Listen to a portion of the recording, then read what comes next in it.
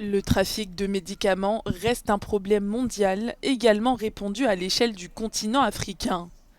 Les régions rurales de l'Ouganda sont particulièrement vulnérables. Dans ces zones où le paludisme est l'une des principales causes de décès, des chercheurs ont découvert que 19% des 74 lots de traitement étaient des médicaments contrefaits. Le fait qu'une personne atteinte de paludisme puisse être exposée à des médicaments qui n'ont pas le bon contenu augmente la probabilité que cette personne ne se remettra pas de cette maladie. Selon les Nations Unies, près de 500 000 personnes en Afrique subsaharienne meurent chaque année à cause de médicaments contrefaits.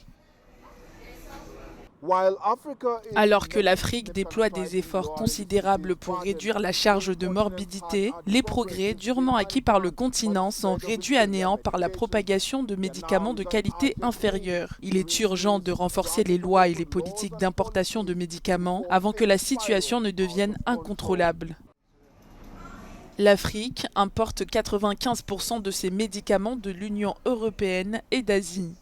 D'après les recherches, la plupart des contrefaçons proviennent de l'Inde et de la Chine, ce qui aggrave une situation qui s'est transformée en urgence de santé publique. Pour faire face à ce fléau, l'autorité nationale ougandaise qui réglemente les médicaments s'efforce de trouver une solution. Nous disposons également d'une solide surveillance post-commercialisation.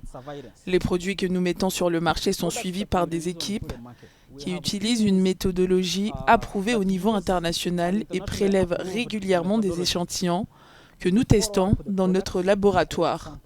Les produits qui échouent au niveau du marché sont collectés.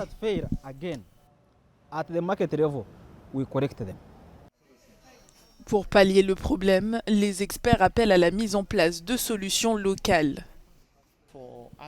Pour nous, il s'agit de prendre des mesures positives et d'établir des investissements pour notre propre peuple.